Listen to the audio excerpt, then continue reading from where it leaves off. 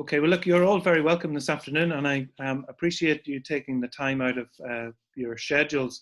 I know some of you are at work, and I know some of you are enjoying the sunshine, as I can see as well in the background there. It's a beautiful day, and just to spend a wee bit of time. Hopefully the session won't last any longer than 40 to 50 minutes. It just depends on some of the questions that might come in during the session.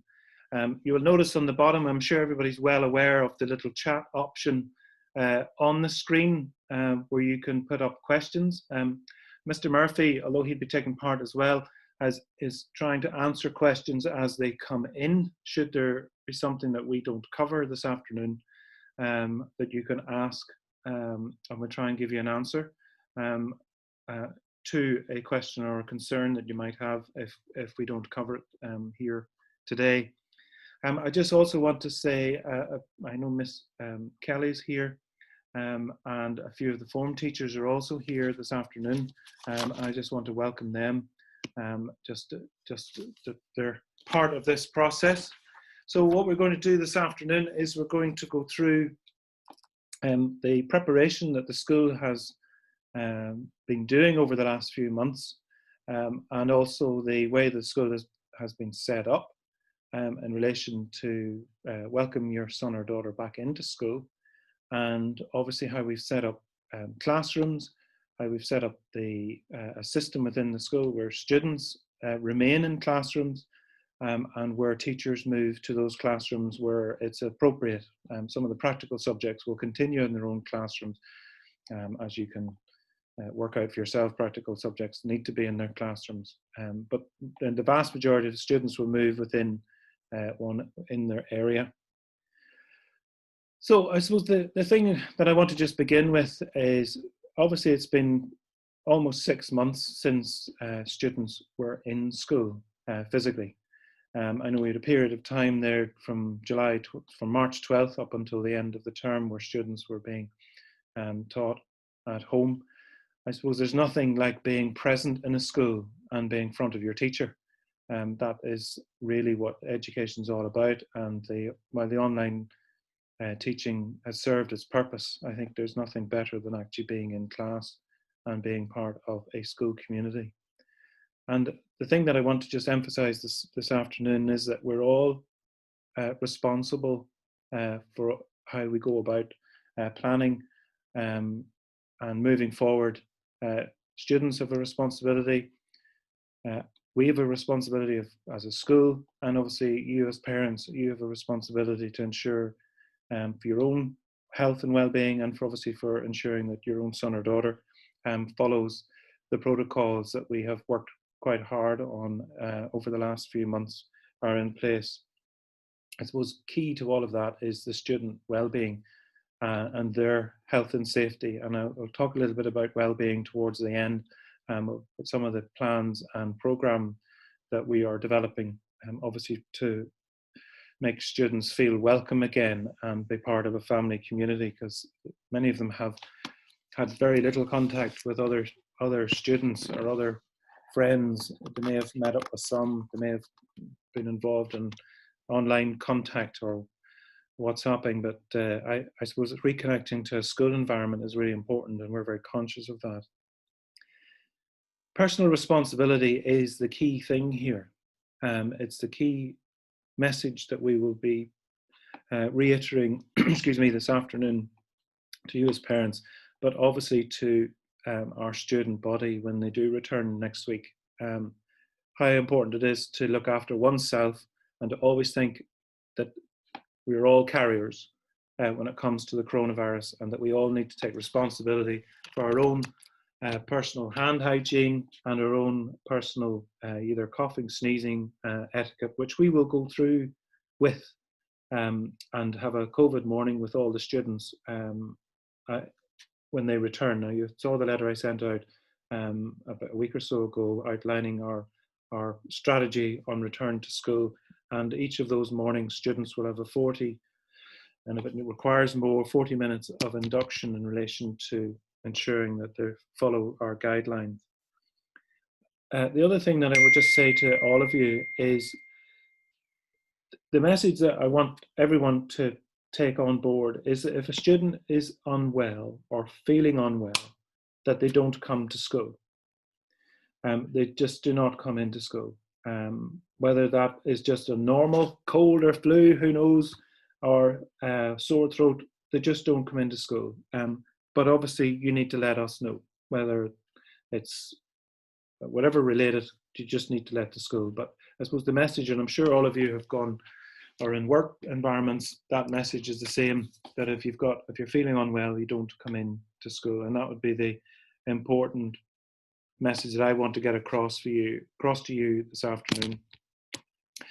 Just in relation to the school setup, the school has worked quite hard over the last few months, and I just want to thank our COVID compliance officer and facilities manager, Mr. Gareth Collier, along with the caretakers and a team of people who have been working very hard over particularly the last fortnight, trying to repurpose the school into various podded areas, so that students will be within their own class or year group in a section of the school, which Mr.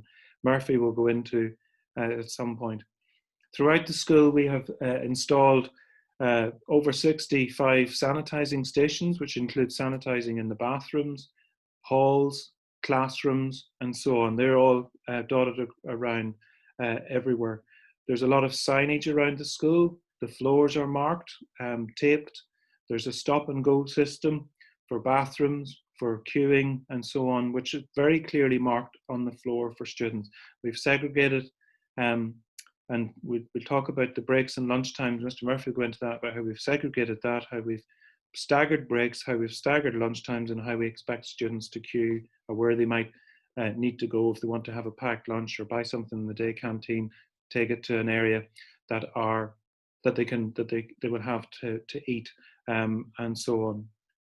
In relation to cleaning is obviously a really important part of ensuring minimizing any risk that we might have associated with the COVID-19. So the housekeeping staff, there are more housekeeping staff within the school than previous. We've employed some extra ones.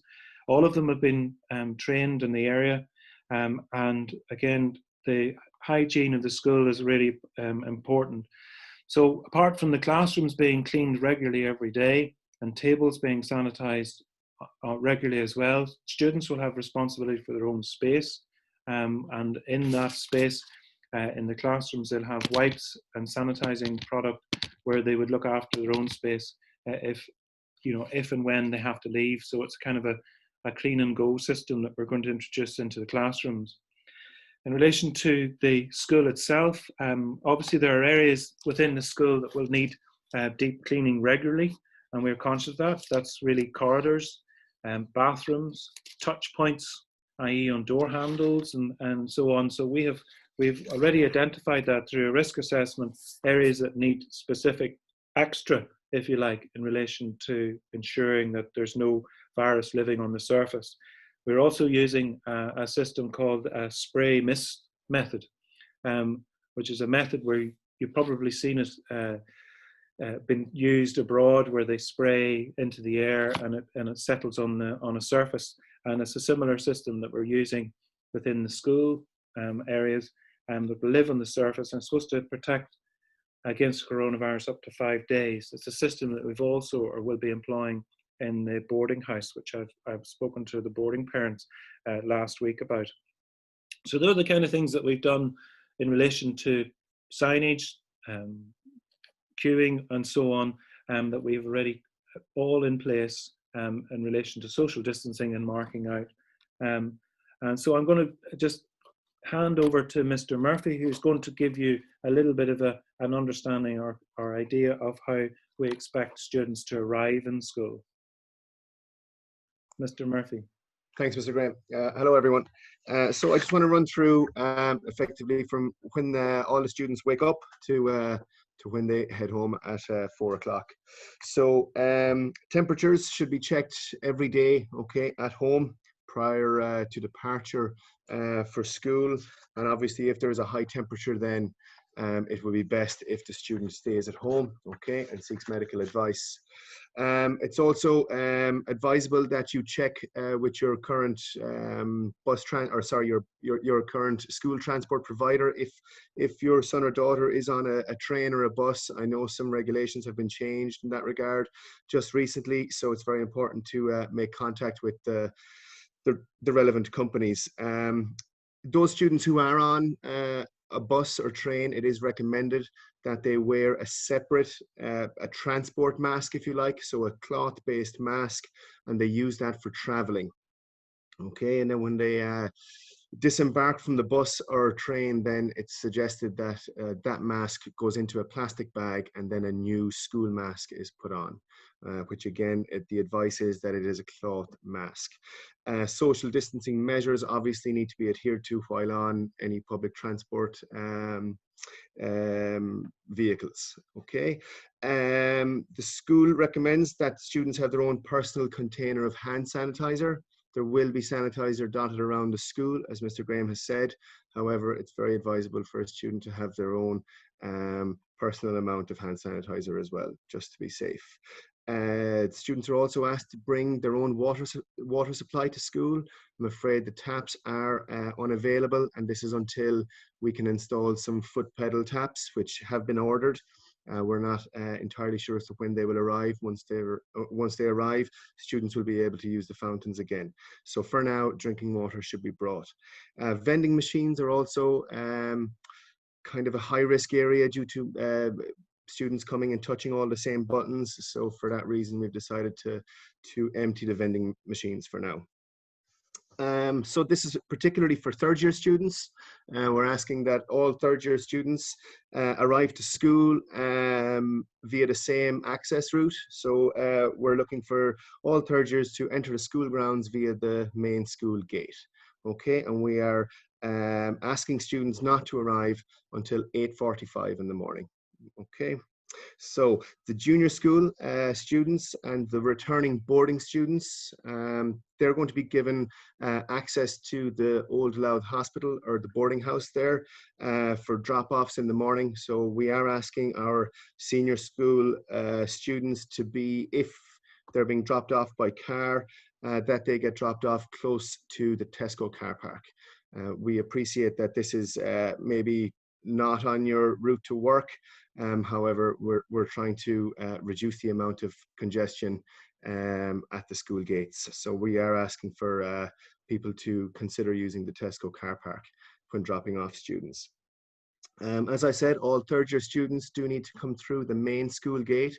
So if they are coming from the train station, for example, we are asking that they walk around by the front of the school and enter the main school gate. From there, they will use the avenue. Okay, so coming around towards the reception area of the school, where the administration offices are. So to use the avenue and then enter the school via what we call the Harper Foyer, which is the set of doors outside the deputy principal's office. Okay, so we're asking for third years to come in there. All third years are going to be podded. Okay, so we're trying to achieve a pod system to eliminate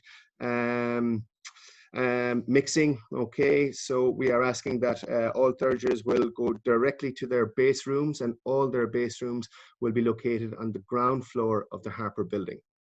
Okay, so when students change classes in third year, they will be staying within that area. So they might be just simply moving one room up along the corridor or crossing the corridor. If a student does move rooms, they will have to sanitize their hands as they enter the room. And when a class is over, all students will be asked to sanitize their hands, their desk, and their chair before they leave the room. Practical subjects which take place in perhaps for example, the art room or the woodwork room, they will still be open to students. So third years will be asked to move directly from the Harper building across to the Swan building and into those classrooms. In terms of the actual break and lunches, how the day will look, we've also decided to stagger our breaks and lunches in the school. And our first years, third years, and fifth years, we are going to group those together in a larger pod. So those 3 year groups, that's first, third, and fifth, will all get their break at 5 to 11 each day. Okay, and they will be back in class by the time the second years, the fourth years, and the sixth years leave class to go for their break. First years, third years, and fifth years will all get lunch at at 12:35. Okay, so at 12:35 for 40 minutes. So it's essentially a class period earlier than normal. Okay. And during lunch, then we are requesting that students maintain that pod system. So third year students will be asked to eat together in the day canteen. So obviously, if it's a nice day, we would certainly be recommending that the students go outside, maintain a safe distance, take off their mask. I'm sure it won't be comfortable to wear a mask all day long. However, if it's raining or if they want to sit and eat their lunch, we are asking all third year students to eat in the day canteen in the school. And there they'll be all together at the day canteen. In terms of buying lunch on site in the school canteen, that system will still be in place. However, our operators in the canteen are asking that all parents consider using the card payment system. So perhaps registering online via the website, the school website, and using the card payment system during the school year, which is quicker and obviously safer because there won't be cash you won't be handling cash. Lunch boxes obviously are still permitted. So a lot of students here like to bring in their own lunch. That's absolutely fine. However, we are now asking that any contents within that lunch box gets taken home as well. Okay, so that will be food and wrapping, packaging will all have to be brought home each day within that lunch box. There is no sharing of anything in the school. So no sharing of lunch also applies. So you won't be able to share your lunch during your break times. In terms of uniform and PE, many people have been asking about what happens if a student has PE, because obviously we're restricted in terms of what we can offer in terms of changing rooms. So what we have decided is that if a student has timetabled PE, on a particular day, they may come to school that morning in their PE kit, okay? And that PE kit will need to be washed on a daily basis after use. Extracurricular sports, we are also hopeful that these will go ahead. We are awaiting guidance from the different sporting bodies as to how the fixtures are going to look. But in terms of after school sports, these will go ahead. Again, changing facilities I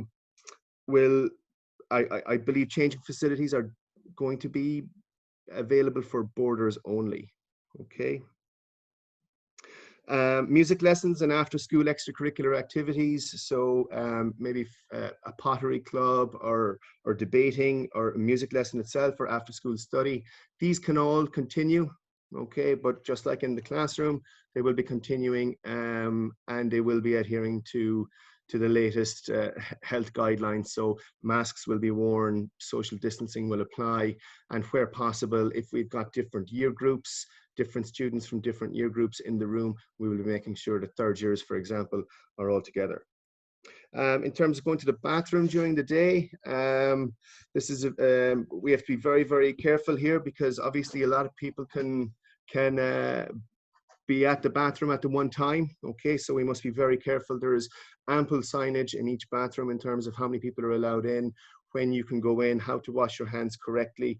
I know certain areas within the bathrooms are closed off, so it's very, very important that students take note, listen to the advice and follow the instructions on the signs.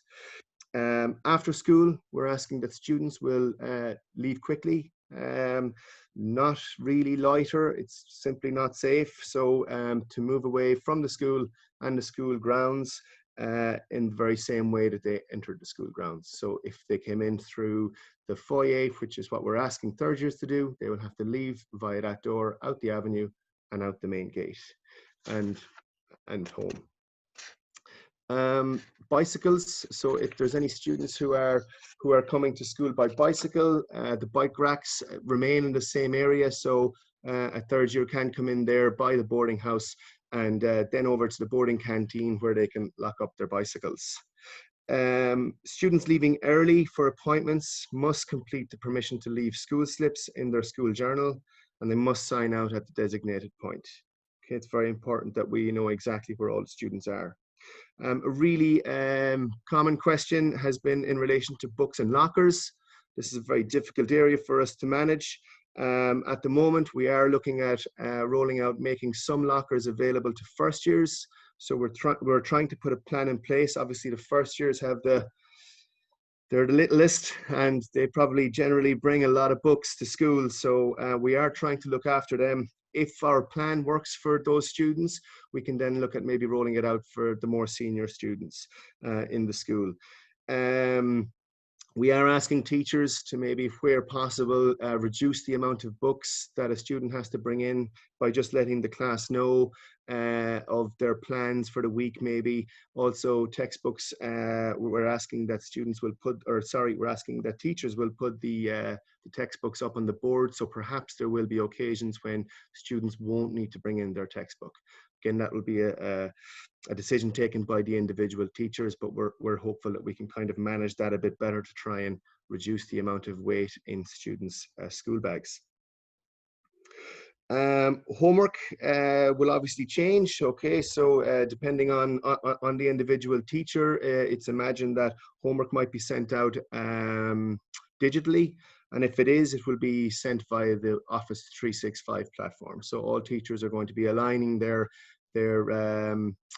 digital teaching and learning efforts. They will be aligning all that to the same method, which will be Office 365. And within that, you've got Microsoft Teams, which allows face-to-face contact, or you've got email or forms, which allows some exams and assessment to take place. Lost and found. Okay, so students are advised that any property left on the school premises may be disposed of. Okay, so I'm not sure if there's many in third year, but there are a lot of kids who might leave a jumper hanging around. So this is really a big no-no for us at the moment. We have to be very careful with our stuff. So please remind your sons and daughters to be extra careful with all their with all their belongings, and to make sure that they have what they need, because like the lunchbox, you cannot share items. So you can't ask someone for a pencil. A teacher cannot give you a pen. Okay, so we really have to be organized in that regard. Detention, it will continue. Okay, so I'm sure we won't be needing to apply it to any third years, but it will take place, and it will continue on a Friday. And like the after school activities, all the latest health advice will be followed. Social distancing, mask wearing and such will also take place within the detention room. I'll put you back over to Mr. Graham, who's going to talk about school absences as well. Okay, thanks very much. Thank you, Mr. Murphy. Just there was someone threw up a question on the chat there, and I just wanted, someone asked about the pod system. How does that work? It's a very good question, and I suppose if you're not sure, I suppose the way to look at it is that third years are a family by themselves, and then within that system you've got your form group that's by themselves. So any movement that happens within that third year grouping, that's exactly it. So they just move within the third year. So what we've done is we've cut down the number of rooms that they'll go to. They'll only go to the rooms that they're allocated in form classes, in their form-based class. So if they happen to have English, which they're all in their form rooms anyway, so they just stay there. But if they happen to have languages, for example, they'll move within that pod. So they might get up and go to French, they might be over, or Spanish or whatever, and so on. Some of the classes in language options, we've had to take those out because some of them are larger, but the students will be told exactly where they're to go. So that's how the pod system works, and it works with every year group. So essentially they're living in one area of the school for most of the day, apart from, as Mr. Murphy explained, where they go off to maybe a music class or a home ec or art class if needs be. And some of them will go to ICT. So we've designated an area there too, where the ICT classrooms for downstairs for first and third year is up via Mr. Murphy's office, and up onto the level. I just want to go back to something Mr. Murphy said about ensuring about absences and people to leave school. It's really important that we are made aware of in good time if a student needs to leave school for an appointment. There's no sorry, just got an interruption there. We need to, be clearly told well in advance that if a student needs to, please don't let us know 10 minutes beforehand. I know sometimes people get an emergency appointment at whatever it happens to be, but it's really important that we're given good notice well in advance so that we can arrange that. And I'll talk a little bit about your contact with school and how that might work at some point.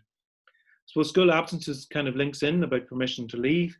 Again, all school absences must be notified to the school. It's in our policy anyway, so I suppose it becomes even more essential in relation to us, particularly in relation to COVID-19. We do need to know the reason for their absences.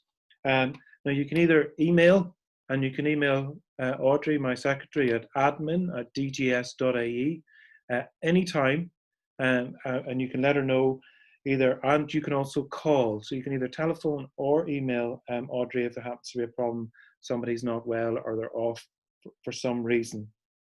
Again, if it's related to coronavirus, we also need to know. Now, everything, can I just say, is treated strictly P&C when it comes to this.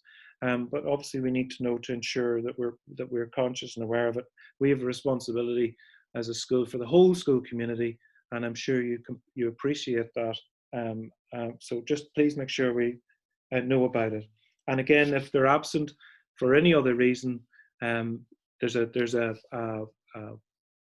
process in the journal that you complete and return, please. An email or a phone call will also suffice, but please make sure you use the journal. Visitors and deliveries to the school. At the moment, we won't have any visitors to the school premises, apart from deliveries that may happen. And again, they will be, excuse me, they'll be limited in relation to, and obviously checked, except where you need to come in and collect your son or daughter if there happens to be a problem or an issue, or you're collecting them for an appointment, and that we've got notice beforehand. That is obviously still there. All visitors who would come into school, we'll ask them for their name and mobile numbers, obviously to do with the contact tracing thing that we have to do just in case there was an issue to arise. But those things are all in place prior to anybody's arrival. One of the things I want to just say as well, that obviously everybody has a fear of COVID-19, everybody's very conscious of it, and everybody is very conscious of the fact that sometimes people are very quick to point the finger when it comes to say, oh, that person's got such and such, or that person's ill, or whatever. And I just say that, first of all of us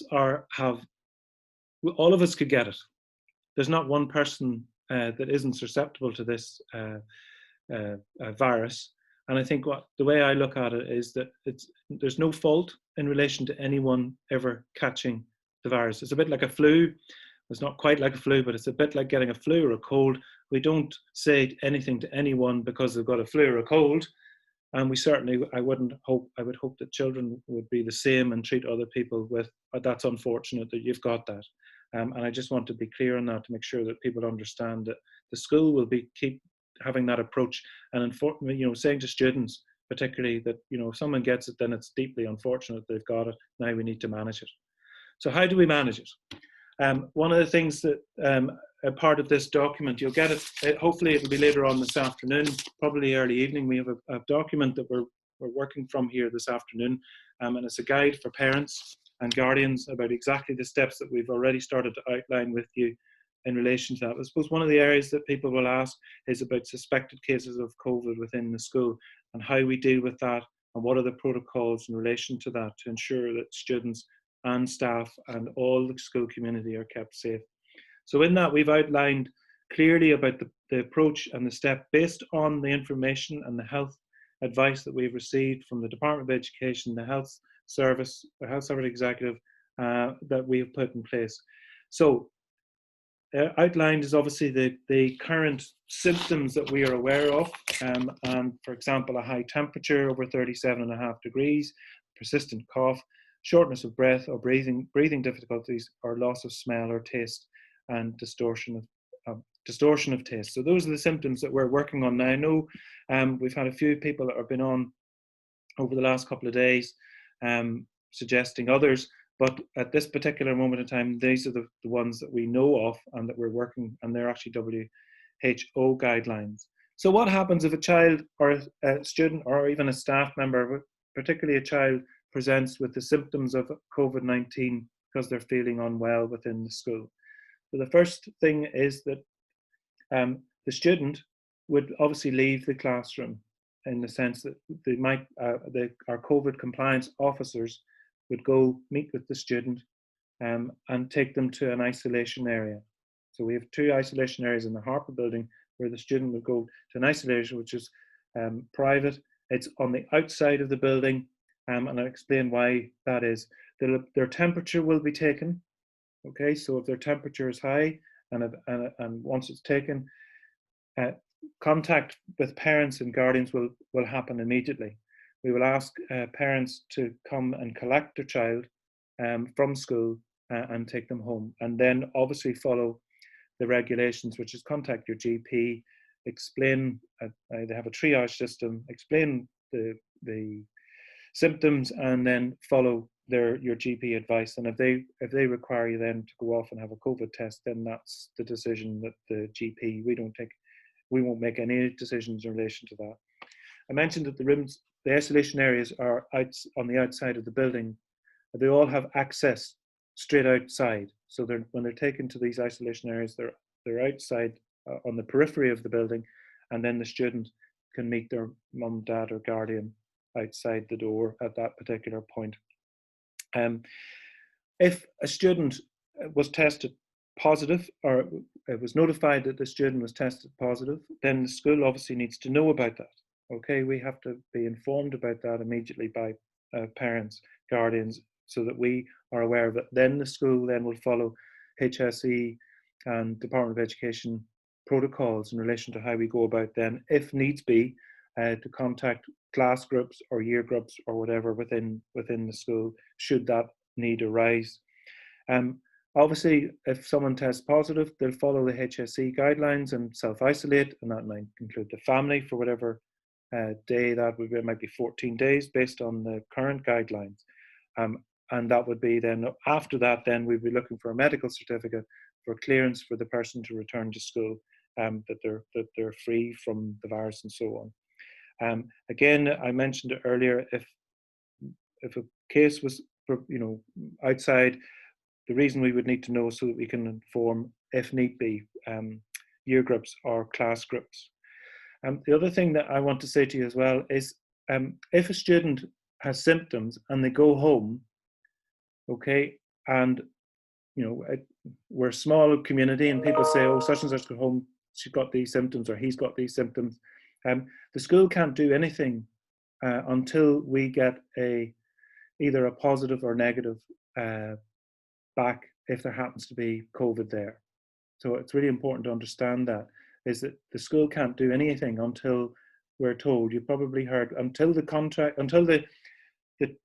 COVID test is completed within whatever 2 to 3 days, depending on what the turnaround time is, that we can't do anything. So we can't, if people think, oh, we need to close down something, we can't do that until we actually get a positive. It's then that the thing kicks in and what we should do next. I know that's not ideal, but that's what we've been told. Again, in the case of a negative, obviously that's a I was going to say that's a positive, but if it's negative, we'd need to be informed to school, and then there'll be a downloadable return form on the website, just a short questionnaire that the student would fill in before they arrive back in the school. They can either be emailed or they can bring it in on the day. So that's kind of the process within the school. The other thing that that we're conscious of as well, that the school mightn't have it, but somebody at home might have it. Okay, so if there's a suspected case of COVID at home, then obviously it still affects the student coming into school, and we would need to know about it. Again, can I reiterate the private and confidentiality nature of all of this, and that, you know, that's really paramount. But we still need to be told, because it could have a knock-on effect within a class group, excuse me, or within a year group. So again, we'd ask you to ensure that we're communicated to that. When a son or daughter is being collected from school, by the way, just to say that there'll be no use of public transport. Okay, just some people, believe it or not, sometimes think it's okay to send their son or daughter on the train even though they're not feeling well, or on a bus. That won't happen. You have to come and collect your student, and that goes if someone has symptoms, and also if there happens to be a case at home or suspected case at home, parents should come and collect them and take them home. In relation to other parents and being notified, we will notify parents when we've received an indication that there may be a positive case, but it most likely will be by email, and you'll get that, and then obviously we will inform you about the process or the protocols that need to be followed in relation to that. Just in relation to email, obviously everybody here has the right email address, but again, I'd ask that you check admin at DGS again to make sure your email is correct. I would also ask that you ensure that your mobile phone number is correct, that is up to date. If you've changed a phone, or somebody else, or your, you know, a mum or dad or a guardian has changed their phone number, that the school is told about this, because otherwise, if we're trying to ring you and the phone has been discontinued, then we have a problem. So please make sure you do that, and that goes with any kind of information that the school needs to know of. Going to other issues, if someone needs first aid, if they've had a bang or a knock or whatever, they've been playing a bit of extracurricular sport, the first aid is all still there. It'll be outside in my office. There's a buzzer system that we have for accounts and the main office, where a student will be met and obviously taken to an area which we've designated for first aid or feeling unwell. And they'll be looked after by our office staff who have first aid training in relation to that.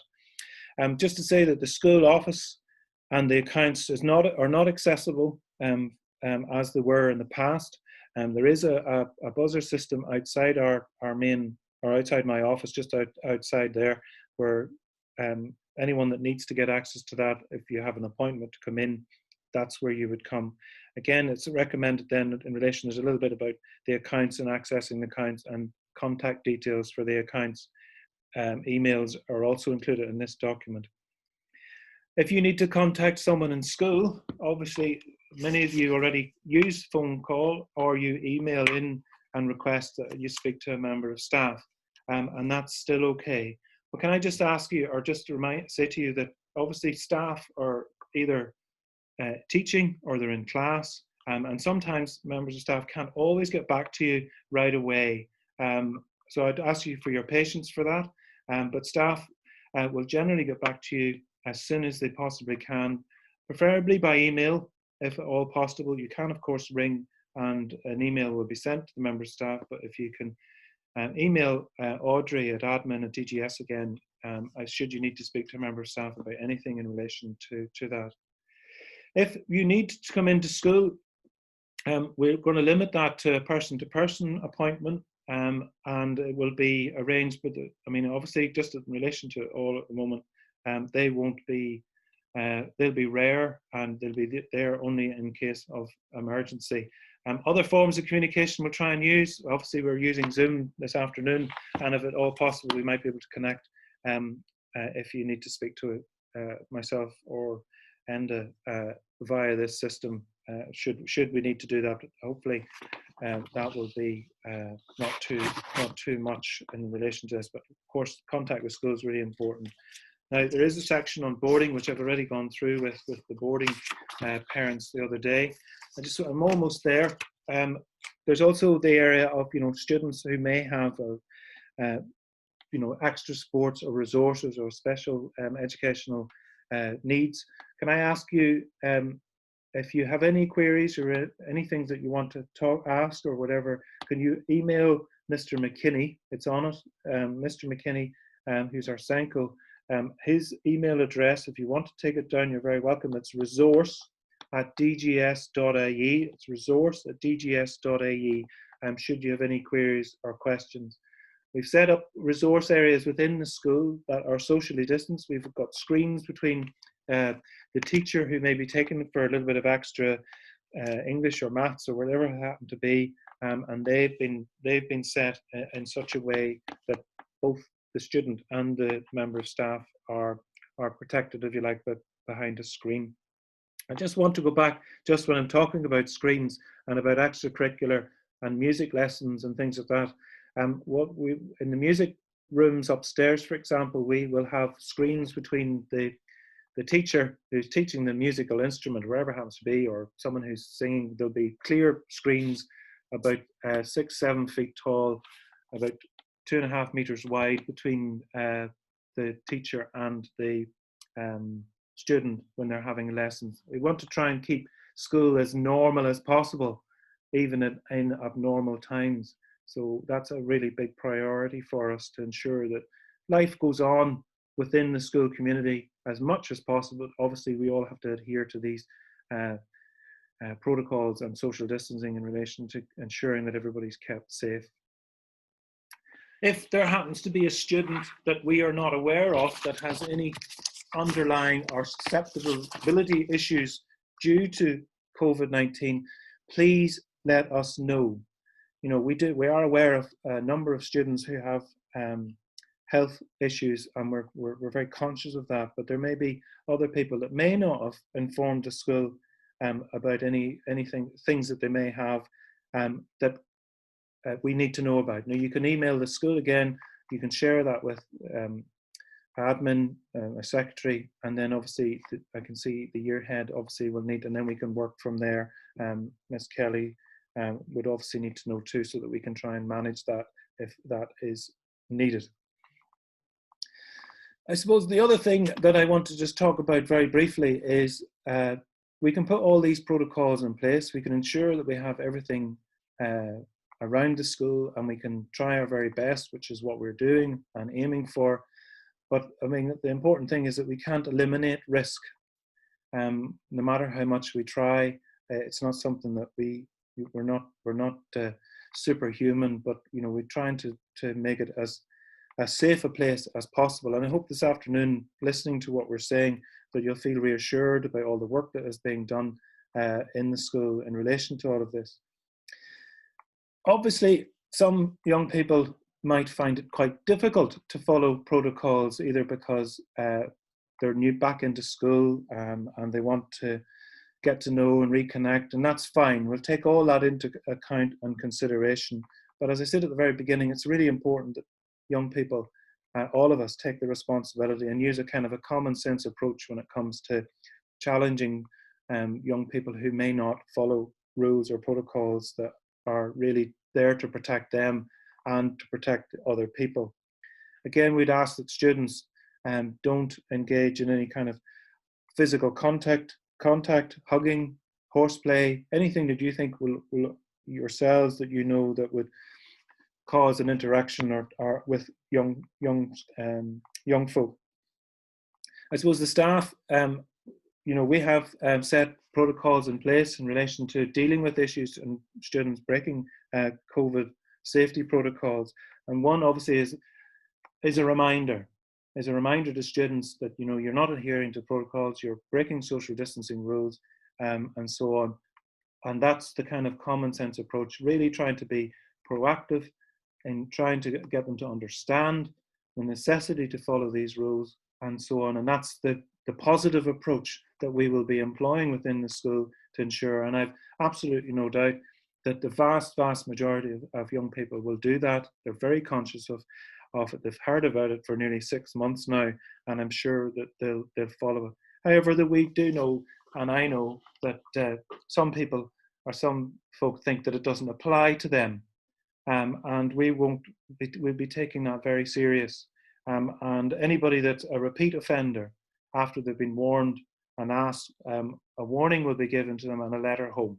A letter will be sent home, or a phone call will be communicated to a parent or guardian, to say that your son or daughter is not adhering to the protocols as laid out in the document. The other thing, and one of the really important thing, is that we are taking deliberate coughing, sneezing, and spitting as an assault. Because really, if someone were, inverted commas, had the virus, we don't know. So it's a zero tolerance on that. And if a student does that, they'll be sent home immediately and suspended. And then we will be asking for parents to have them tested to make sure they're free of COVID. I think that's, I hope, and that I never have to use it, and that I hope to have your support in that. Because I think that's really important, that young people realize that, you know, this is a nasty virus, and, you know, while the vast majority don't have any real need or symptoms from it, there are some people who are very susceptible, and we need to ensure that it doesn't spread within the school. Again, I'm just reminding you that if it were to turn out that somebody had a virus, then, you know, the offender may be liable to the victim's medical costs, and I think that's an important thing to emphasize. We don't, we don't know how that would work. Again, repeat offences, someone who's not adhering to it, obviously, I'd be having a communication with parents and guardians in relation to saying, well, look, there's nothing more that we can do here. We're going to have to come to some kind of arrangement. However, I know all your young people, all your children, they're all going to be brilliant, and they're all going to follow these rules perfectly and fit in well and do well in school. In relation to face coverings, I know there's a bit of a debate about cloth face coverings. The reason we put cloth face coverings on our document is because that's what we've been requested thus far from the Department of Education and the HSE for the reopening of schools.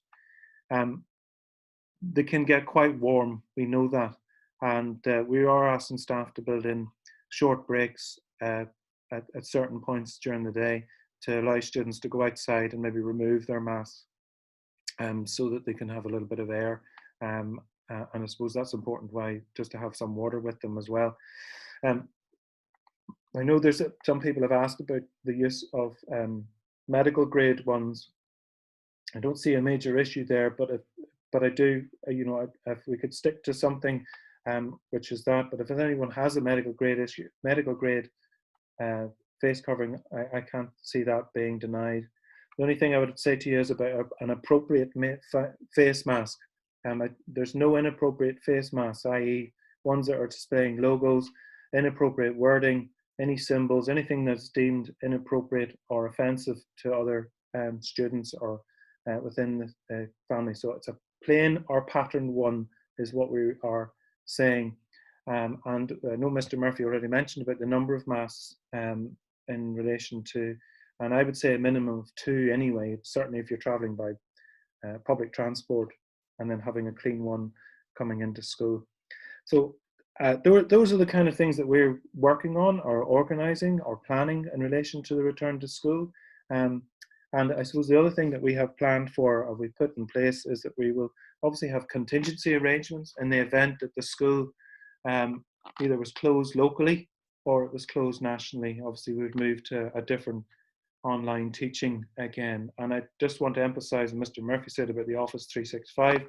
It was actually feedback from parents in relation to the multitude of different platforms, that we're going to one platform, which is the Office 365 platform, so that everybody's clear on that. As Mr. Murphy mentioned, there are areas within that platform like Teams, OneNote, the email, which the students should be fairly familiar with in relation to all that. So they're the kind of things that we have. I know Mr. Murphy's been answering questions, but I suppose one of the things I want to say to all of you is that paramount to all of that, over and above all of that, is about your son and daughter's well-being. We can have all the rules and regulations and protocols in place, but if your son or daughter doesn't feel happy or doesn't feel connected, then that, to me, that's far more important. To school, we're a family, we're a community, and we need to make sure that students feel happy and safe and secure within the school. And being out of school for the last 6 months, many of them don't feel connected. I have no doubt and I'm sure most of them are looking forward to getting back into school. So over the first few weeks of the school, we're developing what is known as a reconnecting program within the school to help students reconnect with one another and reconnect with the school. I suppose we want to try and make school and school life as normal as possible within all of that, and we want to try and continue on, because this could go on for quite a long time, and we need to really just to get on with it. And so the reconnecting program will be a reconnection between the staff, students and the teachers in relation to the school. We'll be looking at creative ways to try and reconnect within the school. We may even use online assemblies, which we can use with within the class. We can connect all the classes together to have online assemblies if possible. Sharing resources, and obviously trying to be positive about, because a lot of them are very worried about this, as I'm sure you are too, and I'm sure you're worried about how it will be managed. And we are as well. That's why we're doing the work that we are doing, to ensure that everybody, getting them back and making them feel positive, making them feel good about themselves and making them feel connected is really key to what we're doing. So while you might see a 9-page document coming out this afternoon on the website or some point this evening, they're great kids. We love them being here, and we want them to make them feel at home and feel safe. And that is my ultimate goal. I know that's Mr. Murphy's, and I know that every form teacher, year head, and every teacher in this school ultimately has your son or daughter at their heart, and when they're working and teaching them. And I just want to reassure you that.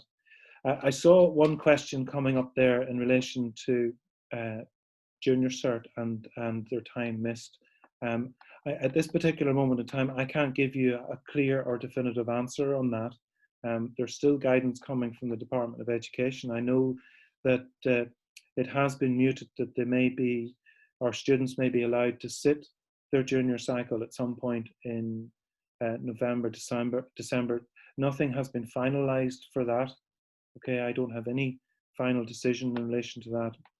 But as soon as I get it, and I will obviously communicate that to parents who may wish their son or daughter to do that. But at this present moment, I don't have any further updates on that.